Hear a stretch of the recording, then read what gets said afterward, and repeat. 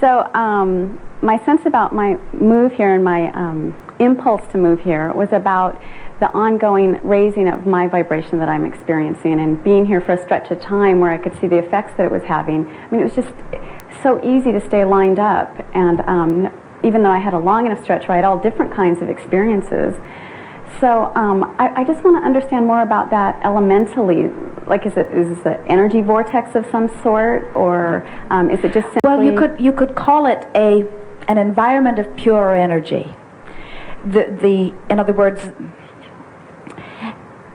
there are more thoughts of appreciation in relationship with the thoughts of worry or trauma. In other words, it is an environment that is more conducive to connection.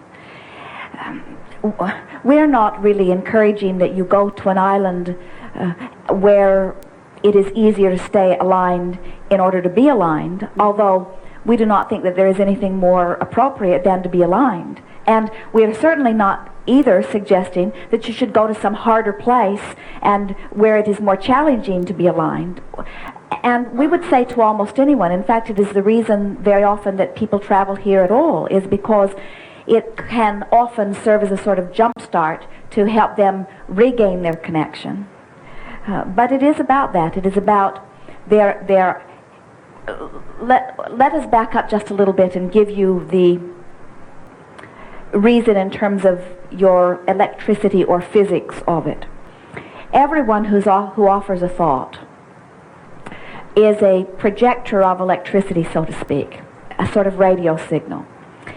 And imagine that you are in a city where there are 500 radio towers projecting, and they are all projecting signals on a similar band.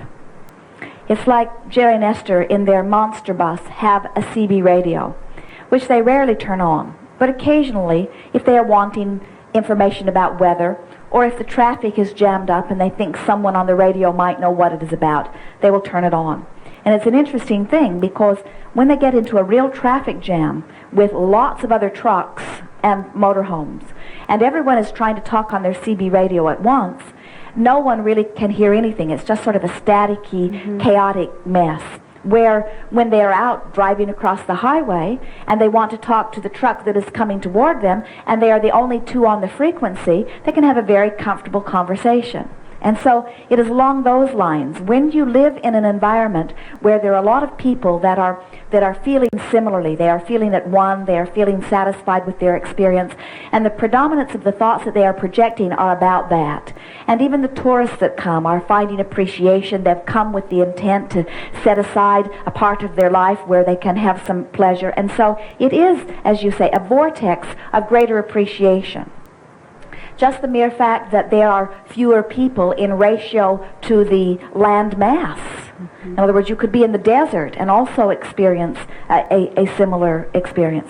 Now, when you think about it, every thought that has ever been thought still exists. But the thoughts gather together in a sort of magnetic attraction. So someone could move to the island, get all interested in something, open a huge vortex, and you, if you were sensitive to energy, could feel the fluctuation in the vibration. And that's why we're saying it isn't really a good idea to worry too much about why it's easier or not so easy to be connected. It is a much better idea to say, under any and all circumstances, I have learned to find my balance.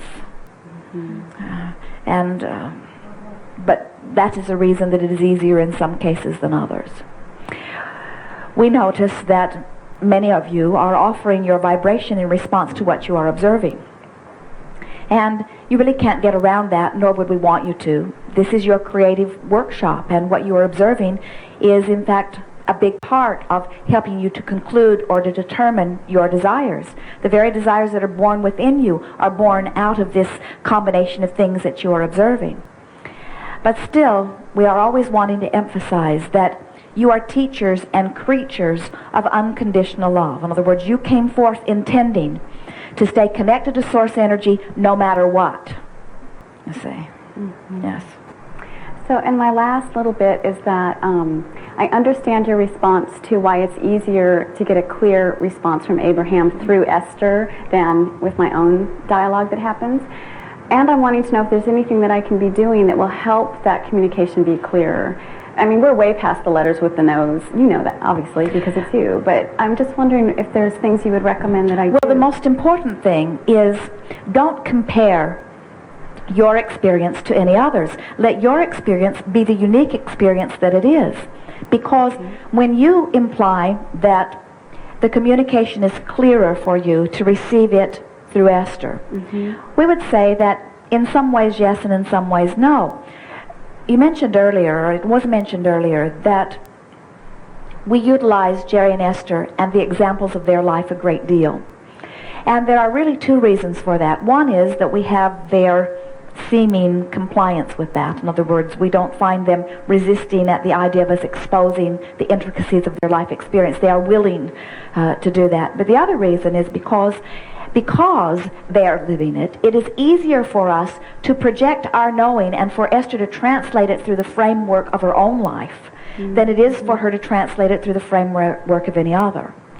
And so it is for you. In other words, your inner being can communicate with you more clearly about the things that are important and meaningful to you than through any other. And so as you relax, as you say, it's gone way beyond the nose waving in the air, accept that it is evolving and enjoy the evolution of it. And most of all, you've heard us say this many, many times today, but not necessarily pointed right at this particular subject.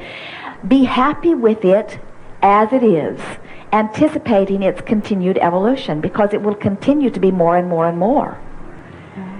Jerry, 15 years ago, or thereabouts, as this all began, it was in 1985 when Esther received her first nose wagging from us. And as we began to express verbally through Esther, Jerry was certain that he had never heard anything more profound or clear, or that he ever would. In other words, he believed that he had found the source to all that he wanted to know. And he would be the first to tell you that it has been a continuing, evolving, ongoing process. In other words, he is coming to understand that it will continue to change and be more. Yes, indeed. All right.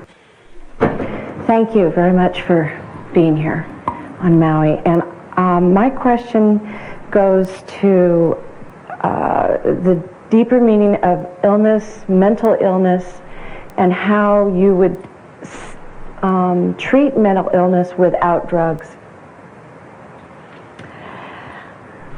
And I'm talking panic attacks, depression. Some people have obsessive compulsive behavior, agoraphobia. I mean, I'm getting into the nitty-gritty of specifics of illness. Big topics, quite a variety, and yet all same in the sense that, well, first let us answer the question that you presented first. How would you go about treating mental illness without drugs? The first thing that we would do is convey our knowing that the current experience is not as deviant or abhorrent as the label implies. Because we think the reason that the illness, the mental illness, exists to begin with is because so many have tried to standardize, and there is a sort of rebellion that is taking place on the part of the individual to have the experience outside the standard that is being applied. In other words, there just isn't anything much worse than for somebody to behold you and to just flat out let you know in all of the ways that they can do that you don't meet the standards. And it is an interesting thing when you've all come with such variety, wanting to give balance to the whole. And so your society tends to want to make you all the same, while you keep coming forth from the non-physical energy intending to be quite different. And so the first thing we would say is, we would not give you the label of illness, we would give you the label of difference, but we would give us all the same label of difference, and so we are all the same in that way. In other words, what we see in the majority of cases where the label of mental illness has been applied. And of course there are exceptions, but this is by far and away the dominant thing that is at the heart of it. A free-flowing spirit is feeling confined or trapped in the environment in which it is focused through the human experience. And so is either withdrawing for a sense of survival or is squirting out in other odd ways. Mm-hmm. In other words, the multiple personalities is about this spirit wanting to rambunctiously express in an environment that seeks to confine, and so the conscious mind is trying to rein it in while the non-physical part is trying to express out. So keep squirting out in different ways until the consciousness learns how to suppress that and suppress that and suppress that and suppress that. And of course, almost every specific case that you would express would have somewhat different ramifications, and we could spend a whole day talking about each one of them. Mm-hmm. But that is what is at the heart of most of it. And the cure or remedy that would go so far so fast in all would be a sort of blanket acceptance of who people are and a withdrawing of the desire to label them as inappropriate. And if that could be done, the majority of it would diminish right before your eyes. Mm-hmm. Who gets to decide how we should be, or who we should be, or how we should think?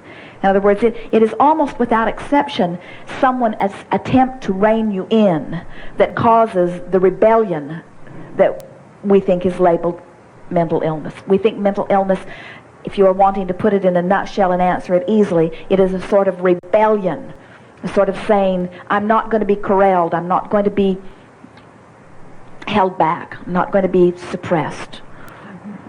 I'm going to be beyond that. What brings forth your question? Well, what brings forth the question is I've been on medication for 10 years, and I'd really like to be off of it. I feel that it's become almost I guess it would be a crutch, because I have the fear that if I don't have the medication, then I'm going to spiral down into this dark tunnel that I once was in. Well, then, taking the action of releasing the medication is not appropriate action for you at the time, is it? In other words, we heard us say earlier that to do something that you believe would have negative ramifications is not a good thing to do. True. Mm-hmm. And so, earlier, you heard us say, and we want to apply it to this as well, just sort of go with it. Just sort of go with it. Mm-hmm. Don't try to fight against it. Just sort of go with it. Mm-hmm. And what we notice, it is a very usual thing as we look into the faces of those who come to these gatherings as we move about with Jerry and Esther from city to city. It is a very usual thing to find among you who are here with us those who have been labeled alcoholic, or those who have been labeled